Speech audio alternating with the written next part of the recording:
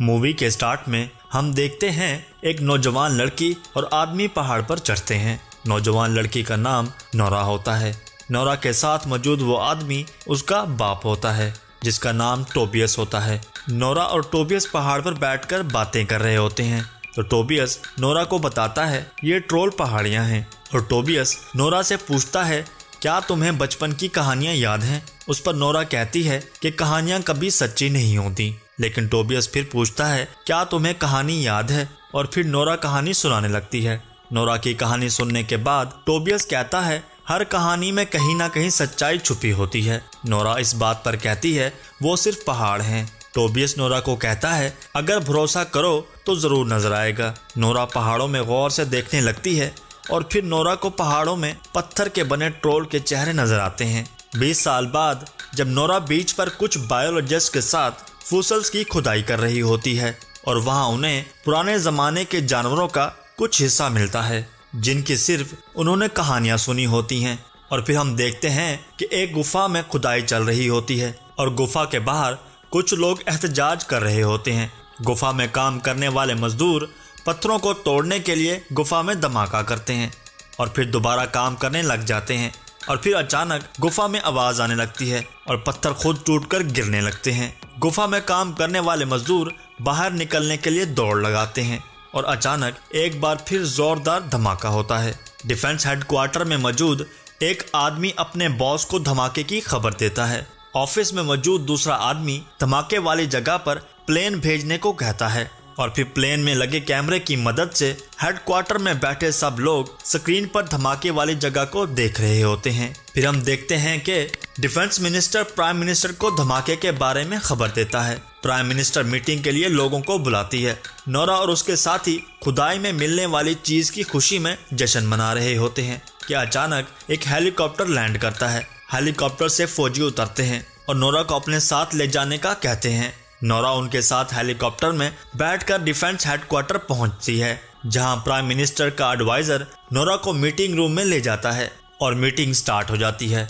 वहां बैठे सब लोग अपनी राय दे रहे होते हैं कि अचानक सिग्रिड मीटिंग रूम में इंटर होती है जो डिफेंस हेडक्वार्टर में काम करती है और एक वीडियो के बारे में बताती है जो गुफा के बाहर एहतजाज करने वालों में से किसी ने रिकॉर्ड की होती है। सिग्रिड वीडियो प्ले करके दिखाती है। उस वीडियो में इंसानों की तरह नजर आने वाली एक मखलूक नजर आती है। मीटिंग खत्म होती है तो एडवाइजर उसे बताता है प्राइम मिनिस्टर ने नोरा को साइंटिफिक एडवाइजर बना दिया है। नोरा और एडवाइजर हेलीकॉप्टर पर उस जगह पर जाते हैं जहां इंसानों की तरह नजर आने वाले मखलूक ने एक घर को बर्बाद किया होता है। नोरा और एडवाइजर वहां जाते हैं तो उस घर के लोगों से मिलते हैं जो एक एज्ड कपल होता है। वो बताते हैं ऐसा लग रहा था जैसे पहाड़ चल रहा हो और किसी के रोने की आवाज भी आ रही थी। फिर नोरा, एडवाइजर और कैप्टन उस जगह की इन्वेस्टिगेट करते हैं लेकिन वहां उनको पत्थर और मिट्टी के अलावा और कुछ नहीं मिलता। फिर नोरा अपने बाप को लेने जाती है ताकि उससे कुछ हेल्प मिल सके। वो समझता है कि लोग उसे पागल खाने वापस ले जाने आए हैं लेकिन नोरा उसे बताती है कि वो उसकी बेटी है।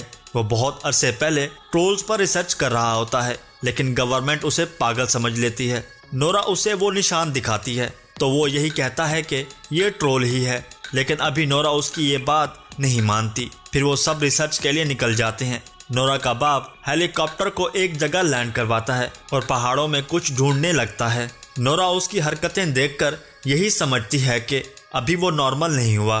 फिर नोरा देखती है कि एक पहाड़ से आंख खुलती है। वो सब ये देखकर हैरान रह जाते हैं। वो ट्रोल जाग जाता है जिसका कद बहुत बड़ा होता है।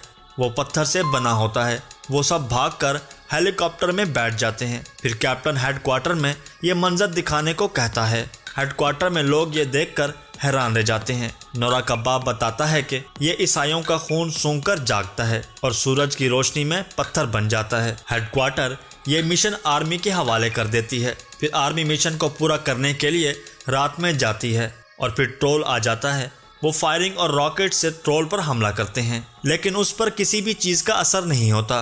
वो हर तरफ तबाही कर देता है और इसी दौरान नोरा का बाप भी मर जाता है। बाद में नोरा हेड ऑफिस में बताती है वो चर्च की घंटियों की आवाज बर्दाश्त नहीं कर सकता। वहाँ लोग उसका मजाक बनाते हैं मगर नोरा की बात मानने के अलावा वो उनके पास कोई हल नहीं होता। फिर ट्रोल एक फैमिली पार्क की तरफ जाता है वहां तबाही करना शुरू कर देता है। इतने में आर्मी हेलीकॉप्टर पर चर्च की घंटियां लेकर आ जाती है, जिसकी आवाज सुनकर वो परेशान होने लगता है।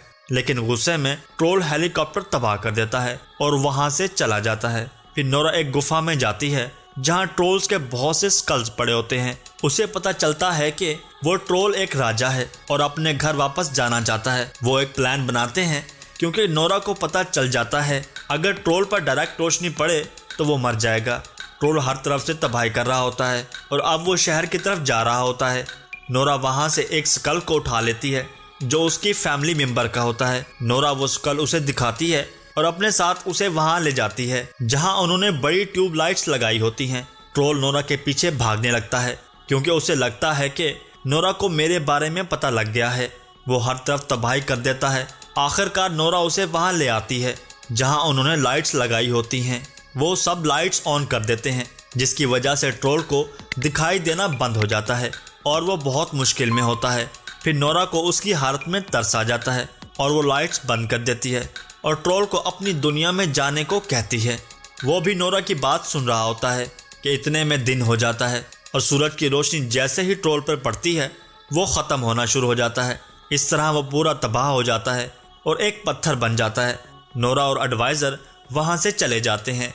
फिर एक गुफा से कराहने की आवाज़ आती है जो एक ट्रोल की लगती है और बहुत सारे पत्थर हिलने लगते हैं और वहीं फिल्म द एंड हो जाती है।